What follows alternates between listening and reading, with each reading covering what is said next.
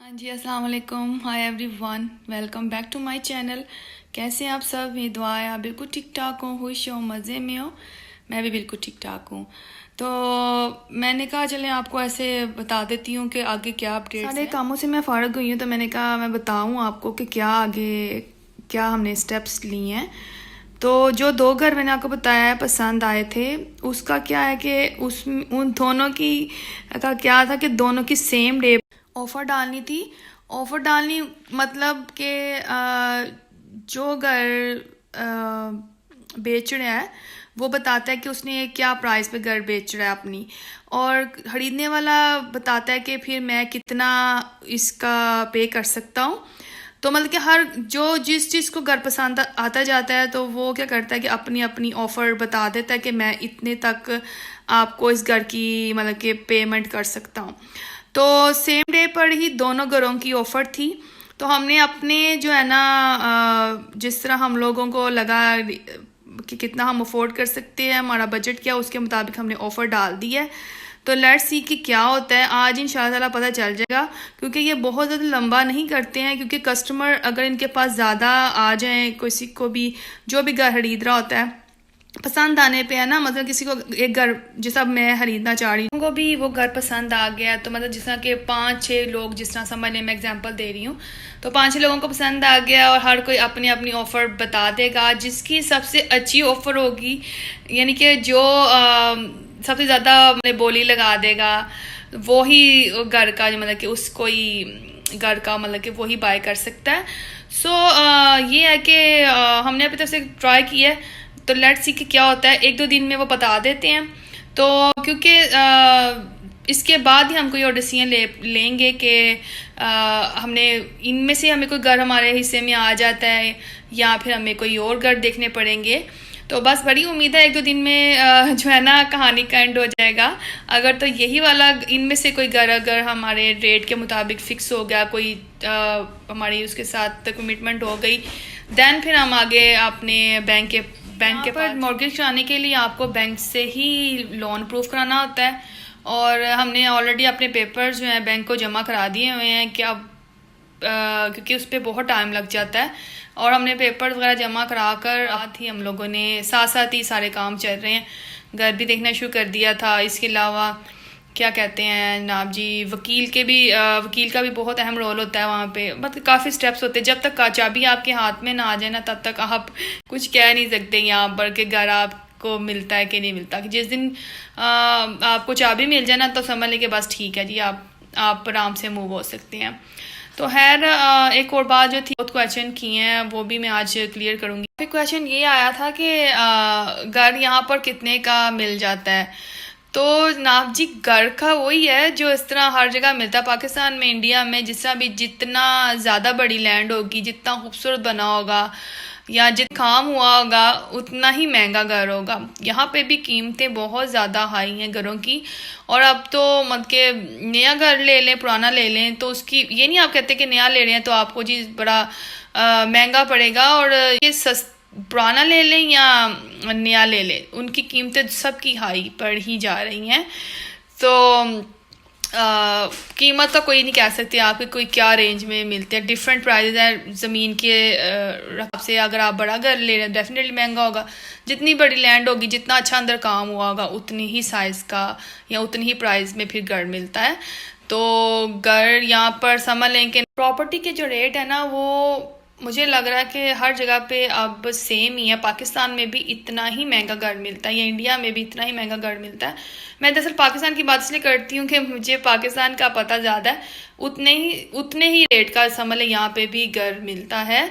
सिर्फ फ़र्क ये होता है कि जी जो मैंने नोट किया है कि फ़र्क सिर्फ इतना है कि यहाँ पर आप किस्तों पर घर ले सकते हैं। पाकिस्तान में अभी तक मुझे जहाँ तक ऐसा कोई नई स्कीम निकाली इन्होंने अपने पाकिस्तानियों के लिए।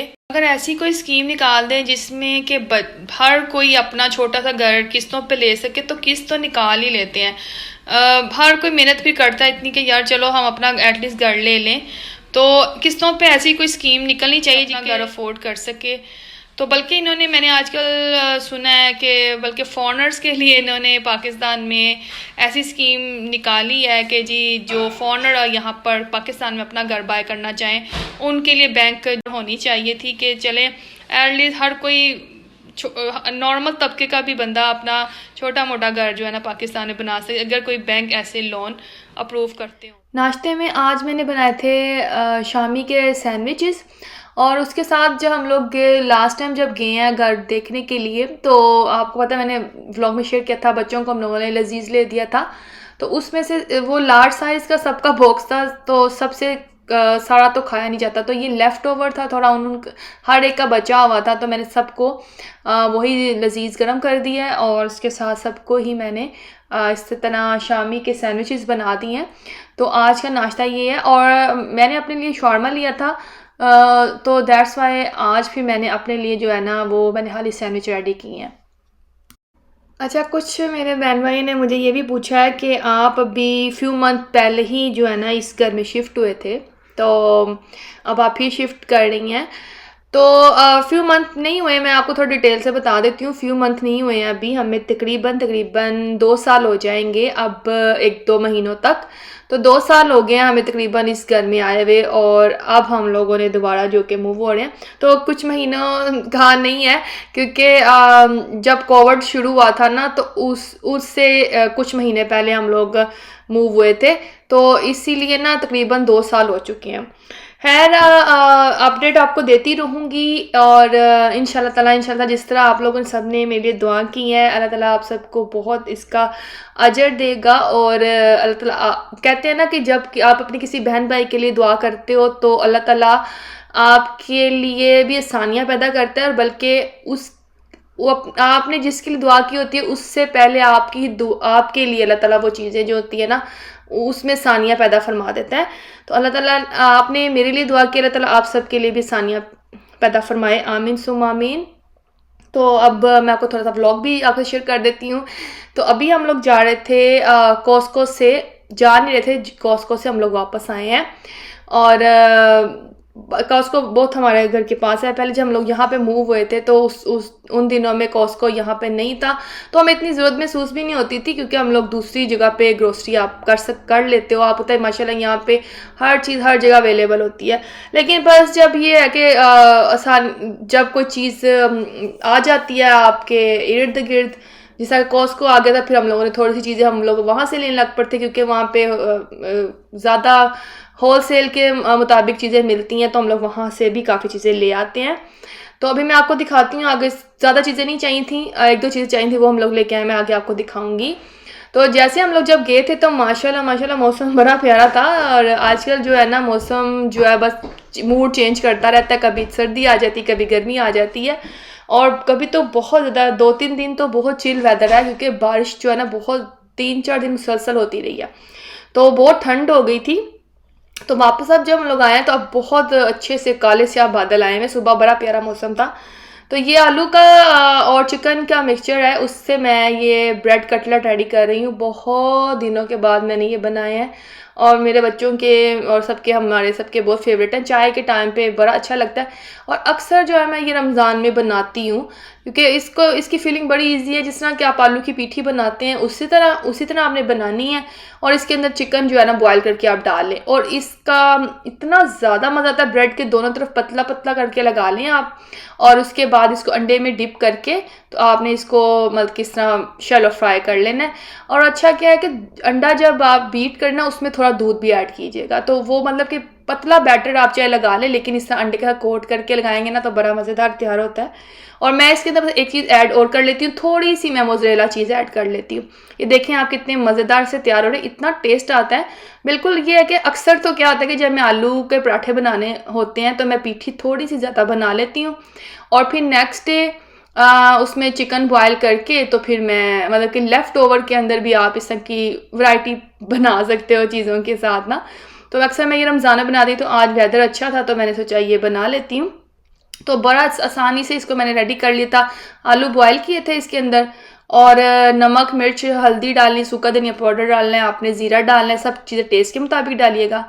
और ग्रीन स्प्रिंग ऑनियन होते हैं ना, वो थोड़े से चॉप करके डाल दें। ग्रीन चिली 1-2 डाल दें और बस यही चीज़ें डालनी है आपने। इसके अंदर चिकन बॉयल करके डाल के मिक्स करें, एक पीठी सी तैयार कर लें। और उसके बाद ब्रेड के जो ना आपने जो ना 4 पीस काट लें एक ब्रेड के स्लाइस के। कॉर्नर उतारने की ज़रूरत नहीं है, इसमें ब्रेड वेस्ट करने की ज़रूरत नहीं होती। तो बस इस तरह मैंने सारे जो है ना 4 पीस एक स्लाइस के काट लिए थे और दोनों साइड पे आपने पतला पतला आलू और जो चिकन का मिक्सचर लगाया वो आपने लगा देना है और बड़ी आसानी से ये लगता है। उसके बाद अंडे में डिप करके आप इसको ऐसा फ्राई कर लें और इसको बाद आपने इसको केचप के साथ सर्व करना है और चाय बनाएं और खूब इंजॉय करें इस तरह के बरसात के मौसम में, जबकि अचानक से बारिश हो जाती है। तो जल्दी से आसानी से बनाने वाला 2-3 चीज़ें होती हैं, एक पकोड़े होते हैं और ये चले एक थोड़ा डिफरेंट हो जाता है। ये ब्रेड के कटलेट सारे मैंने तैयार कर लिए हैं। तो माशाल्लाह से अब हम लोग अपनी चाय एंजॉय करेंगे। तो आज क्या था कि ना बस इस तरह बिजी दिन गुजर गया। सुबह सुबह ही मैंने क्लीनिंग कर ली थी और उसके बाद हम लोग थोड़ी देर के लिए बाहर चले गए थे। खाना जो था वो पड़ा हुआ है, जो मैंने आपको बताया था चिकन कढ़ाई मैंने बनाई थी, माशाल्लाह वो पड़ी हुई थी, तो मैंने फिर कुछ नहीं बनाया। तो ये कुछ चीज़ें हम लोग कॉस्को से असल जो चीज़ थी लेने गए थे हम लोग। तहिरा ने अपने शूज़ बाय करने थे तो वहाँ से उसने अपने शू बाय किए हैं। आयशा ने अपने लिए ये लैंप पसंद कर लिया था, उससे मतलब कि फ़ोन भी चार्ज हो जाता है, बड़ा ज़बरदस्त था और डिफरेंट कलर की लाइट्स भी इसमें हैं लैंप के अंदर, बड़ा उसको पसंद आ गया था। तो हम लोगों ने फिर ले लिया था ये और कि चले उसके दोनों काम आएंगे, चार्ज भी कर लेगी, वायरलेस है ना, तो बड़ा ज़बरदस्त ये एक नई टेक्नोलॉजी है, बड़ा ज़बरदस्त लगता है। और इसके साथ साथ ही हम लोगों ने फिर थोड़े से क्रॉसेट लिए थे। इसके साथ क्या रह गया था, हमें ये सोलर लाइट्स पसंद आ गई थी और एक बॉक्स के अंदर जो है ना ये 4 है, तो ये हम लोगों ने ले लिए थे 2 बॉक्स के। चलें आगे नए घर में काम आएंगे। तो क्योंकि अभी कॉस्को पे ना कभी कभी क्या होता है कि बड़ी अच्छी चीज़ों की डील लगी होती है, तो हम लोगों ने फिर आज ये उठा लिए थे। बारिश को हम लोग कर रहे हैं इस वक्त इंजॉय। आपसे मैं चाहूँगी इजाज़त, अपना बहुत याद रखिएगा और दुआ में मुझे भी याद रखिएगा। और जिस तरह कि आजकल आप सब इतना प्यार दिखा रहे हैं ना, माशाल्लाह व्लॉग देखते भी हैं, लाइक भी करती हैं, कमेंट भी करते हैं, तो प्लीज़ इसको कंटिन्यू रखिएगा। और क्या मुझे इसकी ना बहुत ज़रूरत है और आप सबका जो ना साथ जो रहता है ना, फिर मुझे बड़ा एक तरह का ना ऐसे फीलिंग बड़ी अच्छी सी आती है, वार्म फीलिंग आती है। तो दुआ में याद रखिएगा। Thanks for watching. इंशाल्लाह फिर मिलती हूँ और इंस्टाग्राम पर फॉलो करना चाहें तो इसका लिंक मैंने शेयर कर दिया है। अल्लाह हाफिज़, बाय।